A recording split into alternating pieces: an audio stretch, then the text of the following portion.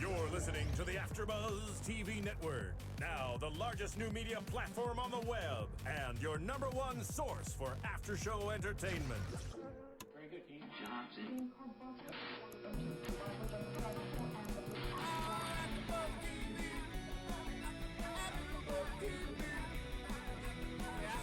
The AfterBuzz Studios in Los Angeles, California. Presented by Maria Menounos and Bing.com and streaming live thanks to Akamai Technologies. This is AfterBuzz TV's Downton Abbey After Show. We'll break down tonight's episode and get you all the latest news and gossip. And now, another post-game wrap-up show for your favorite TV show. It's AfterBuzz TV's Downton Abbey After Show.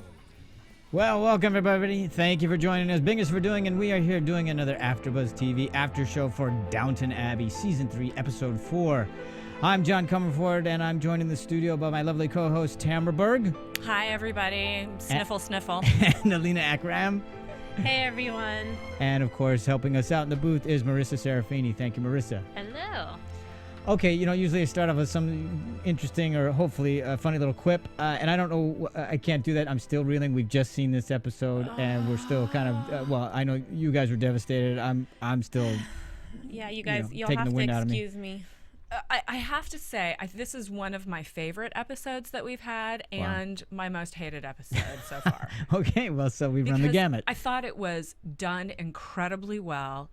I felt that the obviously the storyline of Sybil dying in childbirth. Oops, spoiler not alert! Spoiling oh my it God, at all. we It's assume out you've there already in the seen the world. show, so. And was just devastating. Just devastating. I mean, I cried for a good half of the episode because you can just feel the pain of everybody involved. It's just so sad. Yeah, just really, I mean, when you want a good, emotional, heart-wrenching thing, this really provided that, Yeah. and it was very well done. And I don't even know what to say about that part of it because some people talk about it how every once in a while it dips into melodrama. I don't care. It does it well. It does it so well. It was just heartbreaking. There's no other way to put it. Yeah. And okay, I sometimes you see things coming. I didn't see this coming until way late. No. And which is great because I would like to be surprised because usually I'm ahead, and this time I wasn't. Yeah, you usually ruin Yeah. them. You usually turn to me and go, "Oh my God, she's gonna die," Oh no. and you didn't. I In didn't, this. yeah, We I were didn't, I both didn't see it taken come. by surprise. And I think I was just because I wasn't trying to be ahead. I wasn't. It was involved in it so much, and then it starts That's happening. because and you just trust their storytelling Yeah, on this I'm show not- because the writing is so good. Yeah. All done by Julian Fellows. Of course. So, yeah, I'm still reeling from it. And okay, we got to get into this because again, I thought it was great to bring in the other doctor, the Sir Philip Tapso. Yeah, it was done really well. And so you could have those arguments because who else are you going to have those arguments with to really set the drama and the conflict of it all? You've got to bring in that other outside person who is of an authority, who is of more of an aristocratic level than, of course, Dr. Clarkson is, who's much more middle class in that sense. So you still got those two things happening, which is perfect for Branson because here he is going, which way am I going to go? Do I believe in this aristocracy or this person who I can't stand where they come from? Or do I believe in who's still, who's very pedigreed and all of that. Exactly. Has And the even though he names, didn't et grow up in the same class as Dr. Clarkson, he's certainly more familiar with her, and he's saying, so I mean, just great conflict all around, well set up. And I love the arguments too. I mean, and of course, the arguments were excellent. Yeah, and here this person is the Sir Philip, who doesn't know anything about this family. Pompous. Yeah, and I just think it's weird that Lord Grantham brings him in merely because he has a pedigree. He was so easy to dislike. Yeah. As soon as he walked in, pompous is the best way to put it. Yeah. He was. But Lord Grantham brings him in because, well, it's my daughter, and I want her to have the best. Well, because he thinks he's the best. Well, I know, but that's the thing. It's like he's willing. Somebody who's seen the family, who's raised has doctored his family, so to speak, from infancy. Right. Is not as important as a pedigree. Yeah. However, he does mention that he has doubts about Dr. Clarkson because of Lavinia and his misdiagnosis of Matthew. Right. So, I mean, that's his argument. Yeah. I agree that it had to do with the fact that Sir Philip has more of a title. And Right. Yeah, no, I mean, and a rational argument. I don't know if that's his own rationalization, but he obviously doesn't trust Clarkson for whatever reason. But I love that from the beginning. Cora was saying, "Well, I think you should be there," and subtly insists, Yes. but Yes. never demands. And Yes. she keeps the whole episode. That was every time. Cora and Grantham, she was always just the slow burn. Exactly. Kind of. Dr. Clarkson wants to do the test on the albumin and the urine. Exactly. The urine. Oh, good God! And Sir Philip, my mother is here. Sir Philip objects, and then Cora says, "Do the test." Yes, insists to the nurse, and so I thought that was good. So you always had that going, that running theme through that. But right again, laying the foundation for what's going to come later, and it just. Well, why don't we just go to it? So Dr. Clarkson's saying she might be toxemic. She might have eclampsia. She's confused. She's muddled. Her ankles are thick, and she does not have thick ankles. Yeah, no, it's a simple little thing. I just like that. Of course, the doctor who's known her forever would know. Yeah. Right. So. Right. So it's this battle of the doctors, and really it was a very equally measured argument on both sides when it came down to we should take her to the hospital and give her a cesarean section, which open her to infection. But 50 or 60 years before had an 85% mortality rate for the mother. Now I don't know the statistics for 1920, but it was still very, very risky. Yeah. And except that I loved Sir Philip's argument against cesarean section was because she was going to get a lot of germs in a public hospital. Yeah, I know. Because germs love public hospitals far more than private hospitals. Yeah. Well, I mean, his rationale is they're not as clean in public hospitals, but still, I mean, that's just such a it's. Yeah, and I'm sure that's the condition of the hospitals at the time. They probably weren't as concerned. I just don't like that Sir Philip was bullying Dr. Clarkson into silence. Yeah. And he wasn't even, he was trying to get him out of the room. Yeah. There's not enough room in here. And he's playing Lord Grantham. Dr. Clarkson is playing Cora. Yeah. I mean, that's not fair. At least let the guy give his input. Yeah. But then, when he did, yes, there's a risk. And Sir Philip says, see, finally, honesty. Honesty, rather. He's been honest. Like he's been lying. Yeah, no, exactly, Dr. Clarkson has been sitting there lying just so he can look. But the one who hasn't been honest is Sir Philip. I am quite certain. Yeah. There is no risk here. Yeah. I want to know what's going to happen to Sir Philip from here on out. I don't know. Well, who knows? His job is done, so to speak. I don't think we'll see him. No, I don't think we will either. But do you think they'll bring him back for another pregnancy? I mean, if hell and when? No. But over Cora's dead body. Exactly. What would Lord Grantham do? Yeah. Do you think Grantham will even say anything to him? No, because Grantham has nobody to blame but himself. Yeah, and he obviously he's too busy blaming himself and mourning the loss of his baby. Yeah, and clearly he's going that route because he does accept responsibility for some of it. Well, what I didn't understand is that Dr. Clarkson was at least being honest. He wasn't swearing that she'd survive.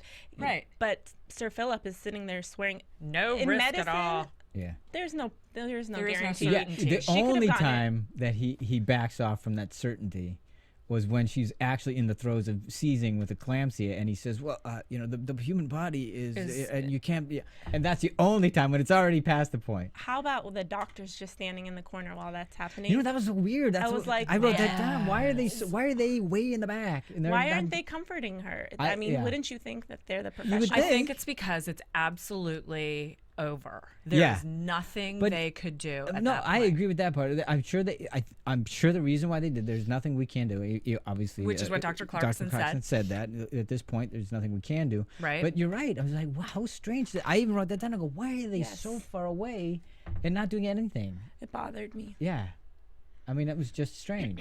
I know. I expected them to give her injection. Well, one of them said, "Can't you give her epinephrine or morphine or something like that?" And that's when Clarkson said, "There's absolutely nothing we can do." And I just thought it was strange. And maybe that's how it was done back then. Like, well, or Dr.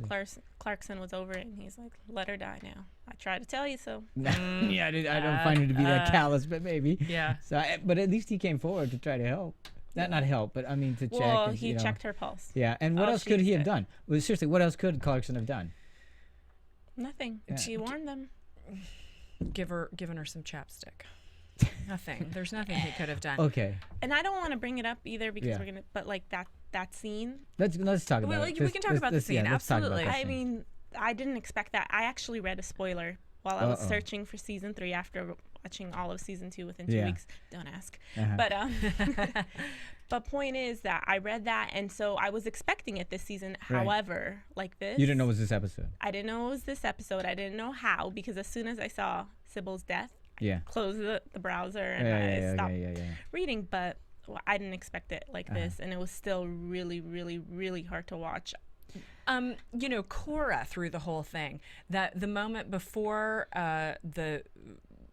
before the baby's born, and she says, Thomas is going, what do we do? And Cora said, I would have taken her to the hospital an hour ago. Yeah. The fierceness with which she said that was exactly Mama Bear. And it was so, the intensity. Yeah. And then watching her face as Sybil is seizing and dying makes me choke up right now. There really isn't anything else to say but heartbreaking. I really got caught up in it. Yeah, and I thought the scene we were talking about, it was shot so well and it's so different from how it's normally shot. I know we're going to talk about. I just think we should just get into this now. All right, fine, talk about it. Well, I want to. We can talk about the rest later. But okay. This scene in particular, it was so many different angles they were shooting, almost all in close up. I mean, they had a few wides just to but also quick cuts. I mean, they really built the tension and the energy and the frenetic quality to it all. Was that and then to have it just fall to pieces in front of you. Well, Tom saying, "Breathe, love. Please don't leave me. It's me. Please breathe." Yeah, and then cutting and just how many different cuts and give everybody's reaction, so you knew what everybody was in terms of their reaction, their emotion to the scene. Yeah. And it felt like Mary was defeated. Oh yeah. Because she was just standing aside and talk about helpless. There was absolutely nothing. Oh, and the way she she backed off. Mm-hmm. But then who surprised me in that scene was Matthew. Yeah. He was kind of a little. He was a secondary view in each of the shots that they took of him, but he looked as devastated as anybody in that room.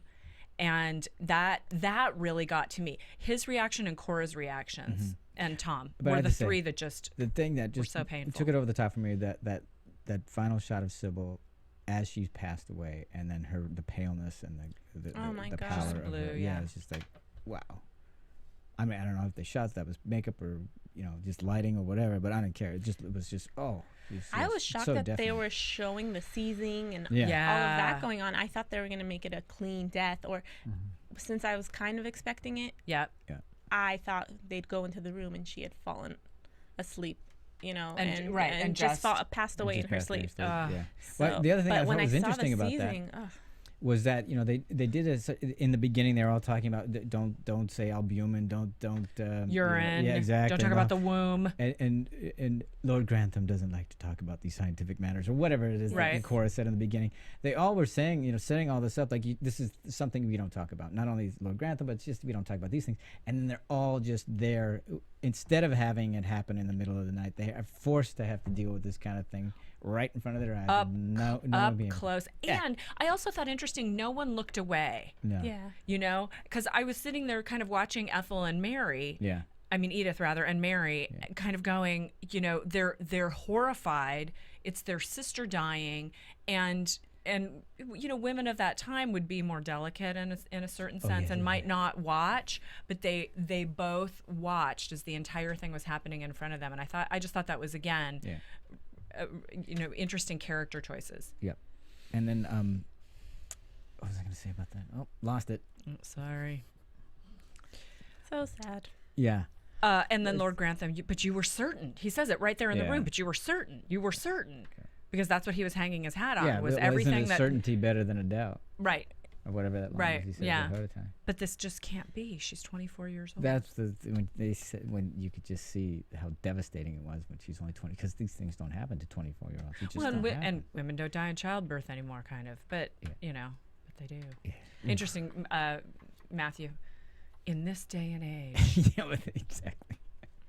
I thought it was even more sad to see the servants going through. Yes, let's go downstairs. Interesting, the reactions. Their reactions put me over the top. Especially Thomas's. Too. I mean, because he had just got through talking to Jimmy about her. I'm sorry, James. Because this is before Sybil. This is when they actually had the baby. Right. And he says, "Oh, do you know her?" And he says, "Yes, of course. We work together. She's great, and I know her better than anybody else. And and she's a wonderful person, all that kind of stuff. And just like you." But I thought from that, And I think he really did care for her. I mean, you got to see a side of Thomas which you have not seen. Never seen before. That's why it's gut wrenching, because someone who's so heartless and cold, right? Like really mourning her. And the way he said it, you know, there are very few people. Did he say if there's very few people that have ever been nice to me? And not many have been kind to me, and she was one of the few. She was one of the few. And I can now that we know, we can see why there are so few people who are kind to him. Oops. And you just. I mean, my God, this guy can't catch a break. And now I'm feeling sympathy for him. And you see, damn it. I mean, God, I know, it's just terrible. And then even Mrs. Hughes. Mrs. Hughes, who is just such a wonderful character to begin with. And I've been a fan of hers from back when she was doing Lovejoy. Yeah. But, yeah, she says the sweetest spirit under this roof is gone. Yeah. And it's true. She was so lovable. So, I don't know. Everybody's favorite daughter, I think. No kidding. Well, I mean, even the daughters are... That's her favorite daughter. You know what I mean? Because of the way that scene together with them, the two of them, Mary sisters, and Edith. I mean, she's the only person that ever thought we were so nice. We were nice people. We were nice people. And what that scene was, oh my God, that was like, would you please give us a break? You know, because even that was killing me. Yeah, that was tough. I mean, let's love each other as sisters should. And I'm just going. This is our last time together as sisters. And that was terribly sad. That line. Yeah. This is the last time the three of us will be together. In this way. I have two sisters. Yeah, I know exactly. So. Oh, jeez, I'm crying again. Yeah, but it was oh my God. Never. And just when that I'm poor Edith in my family. Yes, just by the way. Yes, of course. So, and then let's get more sad, because then you have Branson with her, and the way he is with her afterwards, and the air is taken out of him, and he's just kicked in the gut. How about when she's Cora? Right as she dies, you hear the baby cry. Oh yeah. But then Cora, the killer one is Cora sitting, and wonderfully shot. So you see obviously Sybil in the foreground, then Cora, and then behind Cora you see Mary. And I thought that was, it's great staged, wonderfully blocked, and it's all on Cora's face, and she's just going reassuring. She's helping her other daughter, and not wanting to be devastated, just for Mary's sake. Right. But she's dying inside. Of course. And just holding it together. And making her promises. Yeah. Right. Of taking care of baby and Tom. Take care of both. And that was hard. Okay, go ahead. Try it again. Breathe. This is my chance to say goodbye to my baby. Mm-hmm. Yeah. And then going from there, she had a great episode, by the way. She's going from all that devastation. Good. In the beginning, she has this insistence, this quiet way of asserting herself, because that's all she could do. Yeah, and then this definitiveness, the whole thing about I would have said it an hour ago, and the fact that she can't because it's not her decision. It's not the mother's decision. It's the husband's decision. It's not even the masters of the house's decision. It's the husband's. And it's just so crazy, these rules and these roles. And I'm going, well, that's how they lived. So what are you going to do? But then to go from all of that, and then at the end, you could feel that fire again, how she's saying that I have to go write a letter to ask Dr. your Clarkson. Father. Oh, ask your father to sleep in the dressing room tonight. Yes. But for me is the fact that she was saying that I'm going to go apologize to Dr. Clark, or write a letter to Mr. Clarkson to apologize for our behavior. We didn't listen to him because Sir Philip and your father knew better, and now she's dead. She's just pouring salt on the wound. Ouch. Yeah, she's going to lash out at somebody. As she has a right to, though. Yeah. Definitely. Yeah, definitely. Because if they had to listen. All right, so. That was devastating. And then just because there wasn't enough devastation, the Dowager, when she comes in after it's all happened the next day and she's talking to Carson. The acting was so powerful between the two of them. Yeah. There were so few words. Right. And we've so come to love everyone in these, these houses, and to see Carson and the Dowager. We've seen these two old war horses. Exactly. We've seen some troubles, you and I. Nothing worse than this. And the way she walked away, I swear to God, she's walking away. She's got the cane. She has the cane, but she still uses the pillar to hold herself up because she's gonna fall. And then they show her walking away, and she's lifting the veil up. And I swear to God, it looked like she ages 10 years right now. Yes. Just in that walk. Yes. Well, just seeing her cry. Yeah, it's brutal. That hurts. Because again, another cold. Yeah. Pretty emotionless character. Right. Well, she's got a lot of spunk. Yeah, things don't usually get to her as much, but man, it's just. was sad. This was a sad episode. Those two powerhouses, though, having that scene, and you know their history, and you know how connected they were, and how much they've been through to each other in a certain way, and connected to Sybil and connected to the family, and this massive history they have, and this devastation comes through, and here we are. I mean, and you know how horrible it is. They always say, obviously, when a parent loses a child, but I can't even imagine the grandparent lose. I mean, because really, it's just not the natural way. No. Because a grandparent should not live their grandchild. No. So, but she's great grandma now. Yes, she is a great grandma now. All right, we have to move on to something else because we could keep talking about it, but it's gonna, I'm sure anybody listening is probably getting depressed too. I know. So before we go to our break, let's talk about Bates and Anna because that was the only one bright spot in particular in this particular episode. Well, there was a baby. There was a baby. Born. That's true, but they didn't really spend a lot of time with that. No, they didn't. And it was always in the shadow of the tragedy. So. But the one bright spot, if we can call it that, is there's a possibility that Bates and Anna have come in onto some evidence that might free him. And of course, Bates figures it out, which I thought was really interesting. But it's only because Anna did all that. Because she was doing asking all those questions. She played gumshoe. It may come to nothing. She kept saying that it may come to nothing, but one day something will, and today's the day. Mm-hmm. And how about the look on her face when Lord Grantham says, you always said there would be something, and you found it. So, you could see that pride in her. Yes. Yeah. But it's a long shot. I mean, so the whole pastry under the fingernails, or whatever it is that they found. But then and she sees the Mr. Murray, the solicitor, which sad again, sad.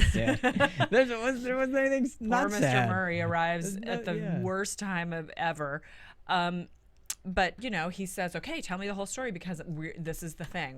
We have proof of his innocence now. Let's get a move on." And then we go back to prison, and then those damn guards talking to that damn cellmate. Yep. Why do they hate him so bad? Because they're bad people. I mean, and it's great conflict. We gotta have something to do. Yeah, exactly. Otherwise, it's gonna be it's gonna be really boring in prison. That's right. So I mean, but every time we think Bates, that's why I don't find this so positive, because as soon as they showed the cellmate and the guard talking about, that's the lawyer visiting him, I knew it. It's not going to happen. No, it's got to be the end, because they can't keep going back to the prison, because what happens, we'll it's start. Bad TV. It's bad I'm TV. over it. We're gonna get over it. I'm gonna go. Okay, get him out of the prison. We're sick and tired of it. Yeah, that's what's gonna happen. So. And we need some good news after this episode. And this is the light at the end of the tunnel. For that particular storyline, I mean, Bates is going to get out at some point. It's got to happen. He will. Yeah, he will. He's got to get back to Downton because we want him. He and Anna have got to get. So is he going to replace Tom then? Well, that'll be a good question. We'll have to find that out. My guess is he would have his job back. There's no way that Lord Grantham wouldn't give Bates his job back after he was wrongly imprisoned. Mm-hmm. Oh no, Handsome Jimmy or Alfred. Yep, Handsome Jimmy might be out. Somebody.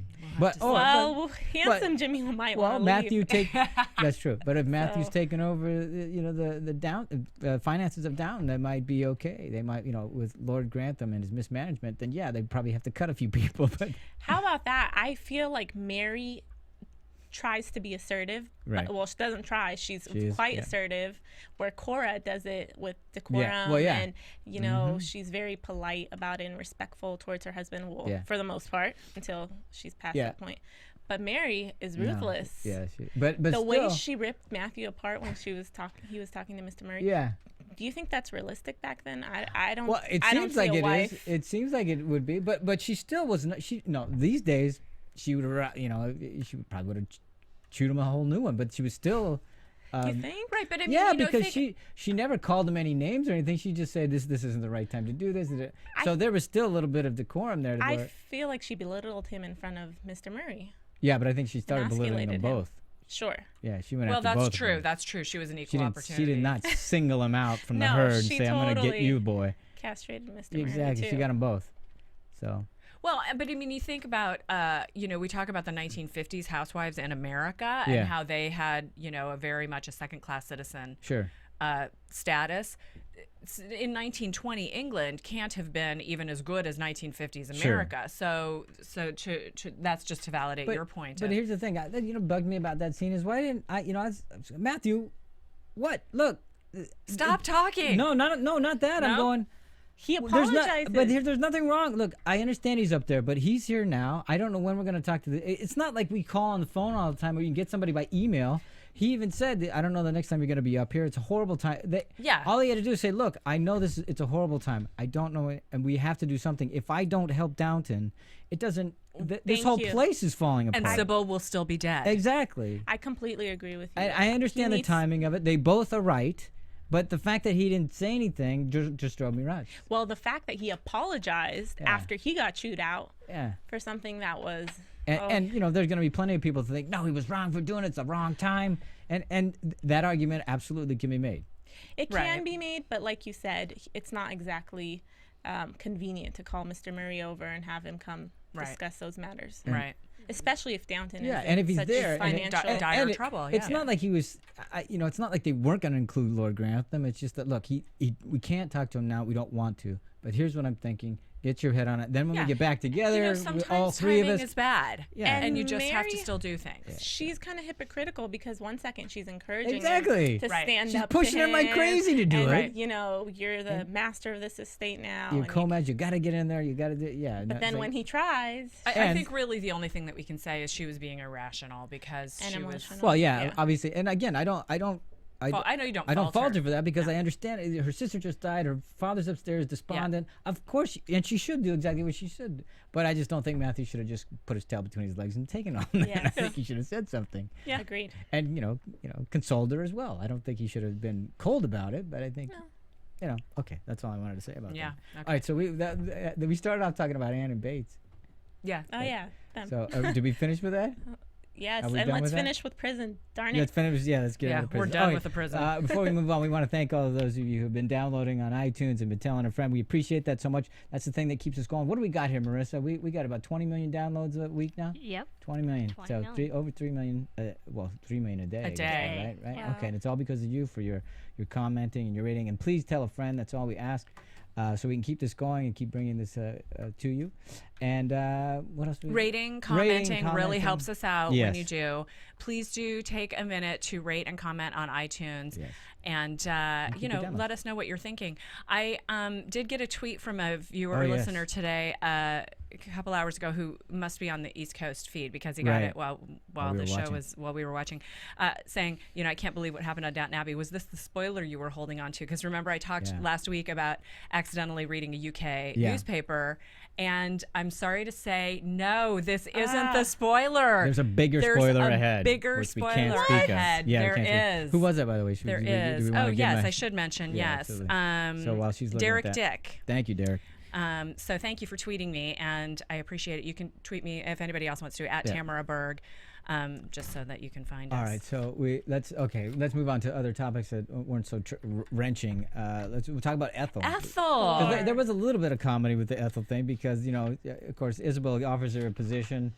Or at least a temporary position. Say, if you work here, then you can get a reference. And obviously, references back in those days, it was all about the reference because you couldn't make a living without it. No, not at all. Well, I was just talking about how we were mentioning earlier in the day that Isabel is really the only, truly kind, compassionate character in this show. Well, except for maybe Sybil. Maybe a few. Well, no, there are a few, but of the quote upper class, I mean, she's obviously doctor's wife, so she's more middle class than aristocracy. But she's always trying to help other people, and she really does always come from compassion. She's putting herself in other people's shoes all the time, and so how kind of her to do this? Stray dogs, and she helps stray dogs and women who have gone to walk a path of ill repute. And so she offers her a position, and of course, Mrs. Bird will have nothing to do with this. Again, we talked about this. Oh, good God! I can't be associated with such a woman. She says she can't bear to lose her good name. Yes. No, because that's all she has.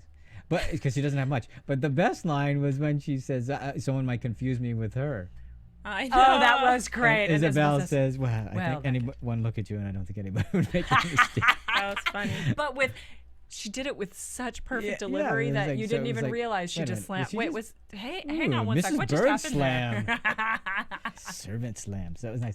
But then, of course, when Ethel has to try to cook a kidney souffle. A kidney souffle sounds disgusting. Yeah, kidney souffle. I'm sure it's delicious for all those foodies out there. Says the vegetarian. Yes, exactly. But of course, burns it to smithereens, and then she makes the tea later with the honey in it. So they were trying to do what they could to elevate the humor in here to help us out, to give us a little respite. levity. Yes. Yeah, exactly. So, oh my God, but it was funny, I have to say. But what I thought was cool was Mrs. Bird played her hand. Yeah. I can't do this. I don't think she expected Isabel to say, No. Absolutely not. Good luck to you. Yeah, she says, yeah, okay, you'll get a month's wages. Her face Yeah, was just like, what? But she wasn't. Yeah, that was great. But then Mrs. Bird did want to have the last. She did want to have the last word. So she wrote it down for Mr. Molesley to talk to Carson about it. Yep. There's a letter there, so that whole thing started going. I thought again, Mrs. Hughes comes to her defense, Ethel's defense, and saying, "Hey, look, she's had a rough time here." So we see all these little competing ideas of. Oh, it's horrible. No one should ever be in that house with her. No maids was going there, and no footman either.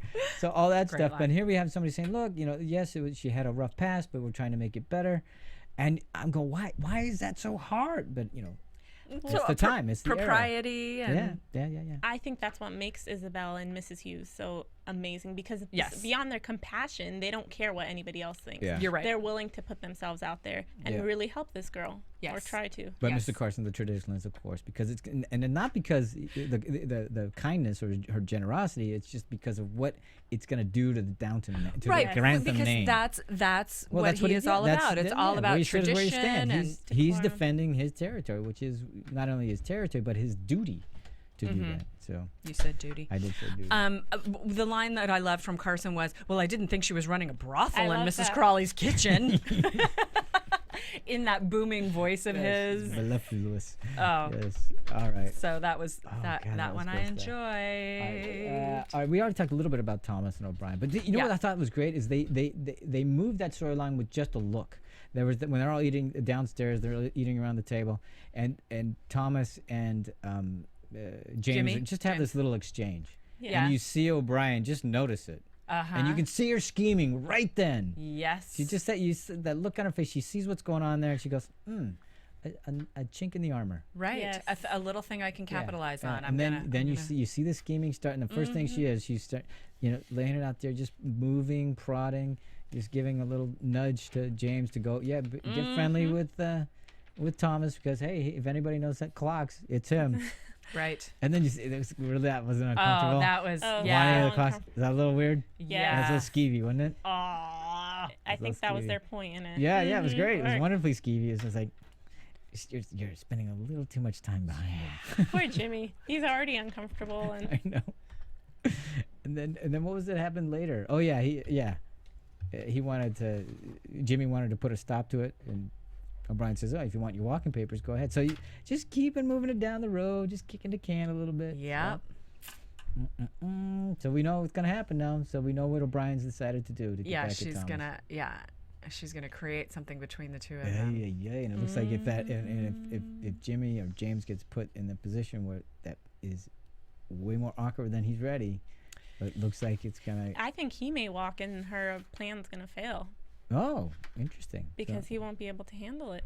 I don't know. So this is just a little prediction. Okay. All right. Getting ahead of myself. All right. Well, I don't know if there's anything else. I mean, were there any storylines that we wanted to cover? Any other? I mean, we could talk. You want to talk a little bit more about the cinematography on this one? Yeah. Let's do that. We talked about the death scene and the way that was shot to create tension and frenetic. And then the pacing of the scene that we already talked about with the Dowager and Carson was so slow. Yeah. And so weighty, quiet. Yeah. And just be with this moment. I thought was really, really incredible. And speaking to that, when they showed her walking, I think they really allowed all that to sink in. I think that's why they took the time. I mean, I felt the weight of it on her. I felt the weight of it on me as I was watching it, and because they took their time to do that, you could allow that moment to happen. A couple of shots I wanted to talk about was the one with the funeral car arriving. No, I think that was the lawyer car. That was the lawyer's car. No. Was the funeral car? Because No. it didn't look like a funeral car. No. It didn't look like you could put a body in the back of that thing. I didn't think it was looking. Well, moments later was when Mary was saying, "My sister's this body is just right left after the she house." dies. It's the next morning, and we're open up on the car coming in. To me, I thought it was the lawyers because they cut to maybe- the lawyer, right? But it doesn't matter. Maybe it could have been because it's Still, a shot. Right, exactly. The shot of this, this huge house that's supposed to be, a where it's all stand safe for and exactly nothing can ever touch you behind these walls. And then this small little thing coming in, and things are changing. Yeah. Another shot that I thought that we were all really affected by was the closing shot, which was Branson. Tom standing with the baby in the window. And the jib up. Yeah. So painful. Yeah.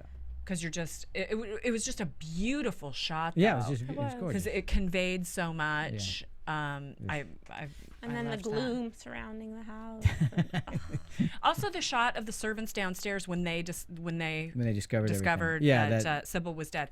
That silence and that just. And Anna standing there just sort of clutching her heart, and the looks on all of their faces. Face. Yeah. Mm-hmm.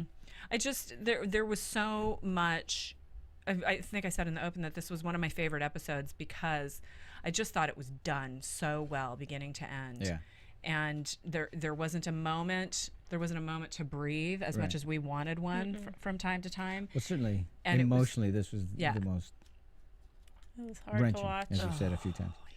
So, all right. So, I think that covers that. We have only a couple of small bits of news, so we'll get to that and gossip. All right. So. Alina? I just read a quick spoiler alert in case you have if you haven't seen the SAG Awards. Spoiler alert!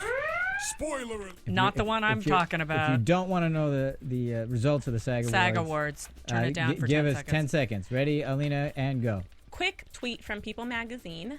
Downton Abbey won as an ensemble cast, and they beat out Homeland and Mad Men. Mad Men. There you go. So they won a SAG. Yay! Excellent. Okay, so your thoughts. You agree, disagree?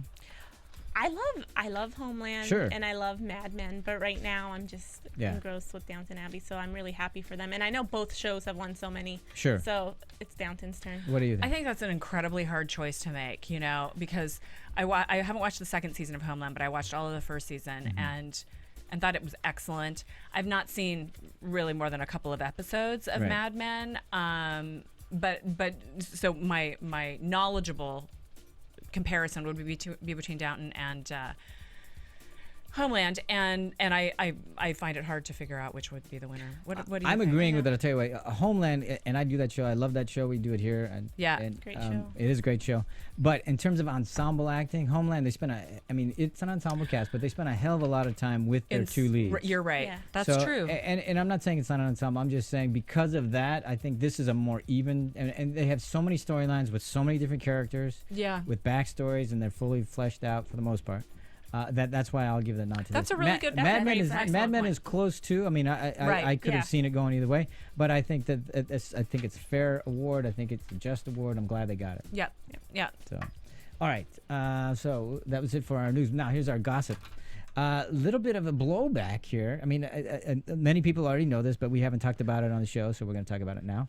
A lot of people have been talking about how.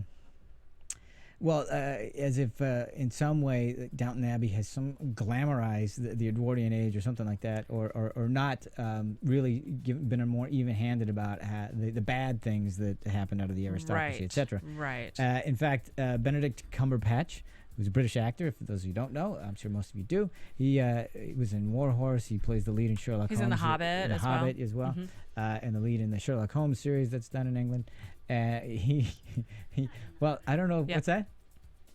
He's not in The Hobbit. He's not? The guy who plays Watson. No, we know that, but I think he has a role in it. The Hobbit. He has a role in it. He doesn't play the lead. He's the necromancer. So there you go. Gotcha. So he's in it. Voice. So there you go.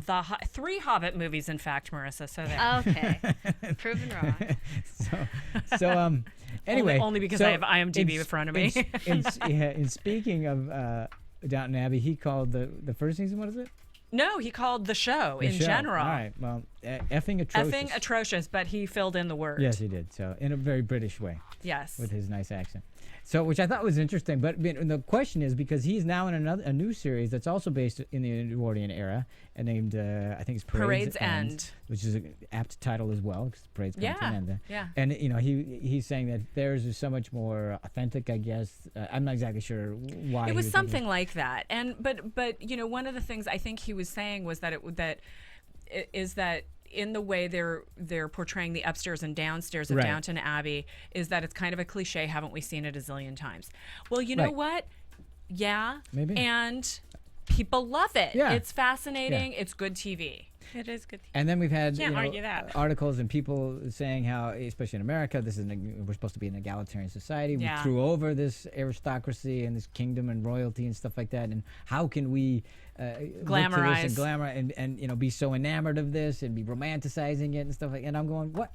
It's a TV show. Why are you taking that so? Right. It's storytelling. Yeah. We want to watch storytelling, and we want to see lives that are not our own, which is, again, part of the reason why it's so interesting to Americans, because we don't have that kind of aristocracy, or we didn't really at the time. We also don't have the servant class the way not they that. I mean, we obviously have our own, yes, because as egalitarian as we are, we're not, because you're whatever class you're born into, for the most part, determines how your life is going to go. For the most part. There's no question about that. But we are still fascinated by the time period and just the way, just like I'm fascinated by Justified when I'm in the hollers. Yes. I don't know that world either. I want to know about it. I'm fascinated by it, but which is a weird juxtaposition, going from the hollers to Justified. Well, and I think perhaps Benedict Cumberbatch has a vested interest in criticizing a show of the similar time. Yeah, he might be drumming up press for his own show. And I'll be interested in if it comes on American TV. I'll be interested in watching it to see what he's talking about. Yeah, exactly. I want to see the difference between the way Julian Fellows has done it and the way these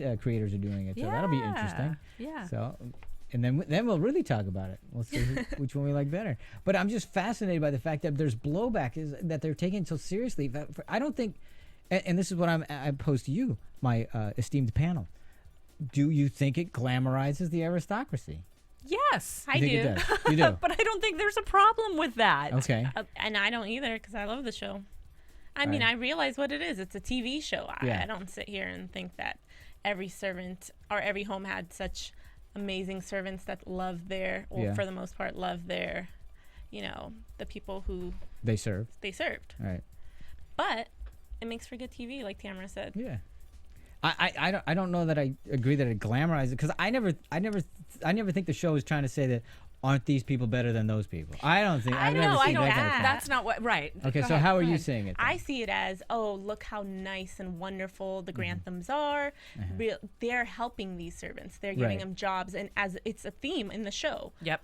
It's our duty. No, I agree. But inherent in that idea is that we are better than them, that they need our help. But in that time, they did, because that was their system. Right. And what are you gonna do? I think the assertion is that they are aristocrats at the expense of the common people. And the argument is better to be made. Keep going. No, but that's it. That's exactly what I was going to. That's what people are mad at, I think. Right. But it's history. It happened. Yeah, that's what I mean. That's like saying, okay, well then we shouldn't have a movie about slavery, because in any movie will glamorize it or something. I don't quite understand the argument. It's when the slaves love their masters. Right. I see. All right, but we have the best masters. Why would we ever want our freedom? But I don't think. Yeah, see, I don't know that I agree with the premise, because I don't really see these servants loving these masters. Even Mrs. Hughes says, I don't like them like you do. Right. I don't. Yeah, but we don't see a lot of them trying to get jobs. Like the first season, I forget her name, the girl who wanted to become the secretary. Oh, right. They're all complacent and happy to be serving. Right. And have a job. Well, and I think to a certain degree, it was very hard to break out of that class then. Yeah. So, certainly Branson. Branson's a great example. He never thought any of them were any good. Right. He thought he wanted to blow up the whole thing. And now he's one of them. Yeah, exactly, which is great. Yeah. But I do wonder where that voice, now that he's not there in that capacity, so to speak. He is a little bit still, obviously, but he's obviously in conflict because he's now in the middle. But where is that voice where his was? Somebody else in their servant classes hating this and wanting the whole thing to be blown up and stuff like that. Well, I think, can we go into predictions? Sure. Let's talk about predictions. I think that. And now your AfterBuzz TV predictions. So Tom is now a widower. Yes. With a child. Yes. And so he's sure as hell not going back to Dublin. Why? Why not? Because he can't handle having that baby all by himself. Why? I mean, I'm just asking, because in his mind, don't you think he would? Because there's no such thing as working single dads in 1920. But what I'm saying is, if I had a child, wouldn't I want to go back to my homeland where I might know people who might help me? Sure, without his baby is what he would have to do. He couldn't go with his baby. Well, they would never let him leave with the child. I know it's a moot point anyway because he can't go back to Ireland because if he does, he'll be arrested. But right. if that's off the table, wouldn't he want to go back to family who might be able to help him with raise the child? No, okay. I don't think so. I don't think so because I think but they would never say it. What's that? She said the Granthams wouldn't allow it, and I said I don't know if they'd have a say in it. No, they would have a certain amount of say in it, but and like we talked about last week with Lord Grantham, perhaps doing a little. We don't know that he was pulling strings to get his way, but. What would Tom do with that baby? It's not like he could stay home and hang out with his baby. He'd have to get a job. Right, I know. And he's a working class guy. To find someone to take care of his baby, I think he would. Here's my point.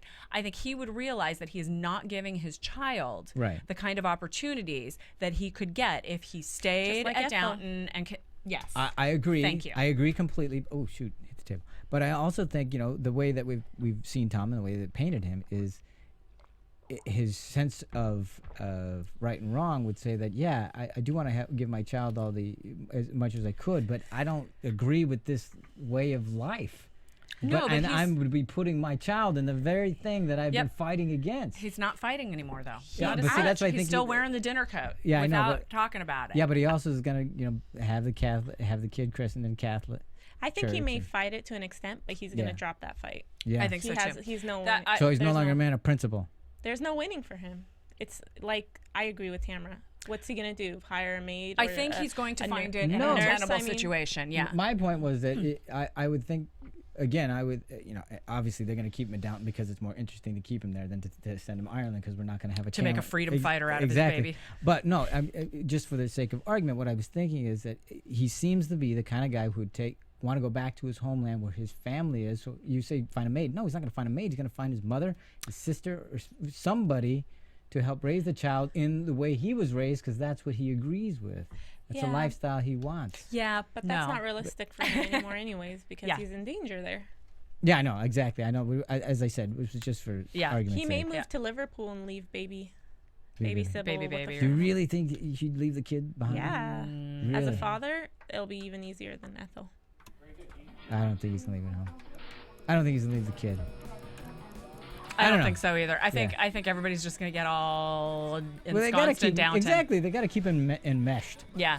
I also predict Bates is getting out one of these days very soon. It better be soon, because Alina, what do you say about I'm over it. There you go. All right, Alina, let them know where they can find you. It's @_Alina23 on Twitter. You can find me at Tamara Berg, TamaraBerg on Twitter. I read my tweets. Also, my website is tamaracentral.com. And where can they find you on TV? Oh, on Home and Family on the Hallmark Channel, doing some crazy crafting. On the Hallmark Channel. Marissa, you want to talk to them? Tell them where they can find you? They can find me at Serafini TV. And where else? At AfterBuzz on what other shows? I also do Once Upon a Time in Glee. There you go. Once Upon a Time. All right. And you, John, are also on Justified. Oh, that's right. Justified. So pay attention to that. See you Tuesday on Justified. All right. On behalf of the panel here, we want to thank you very much for tuning in, and we will talk to you next time. Yes, we will. From Bing.com, executive producers Maria Menounos, Kevin Undergaro, Phil Svitek, and the entire AfterBuzz TV staff, we would like to thank you for listening to the AfterBuzz TV network. To watch or listen to other after shows and post comments or questions, be sure to visit AfterBuzzTV.com. I'm Sir Richard Wentworth, and this has been a presentation of AfterBuzz TV. Buzz you later. Cup of tea? The views expressed herein are those of the hosts only and do not necessarily reflect the views of AfterBuzz TV or its owners or principals.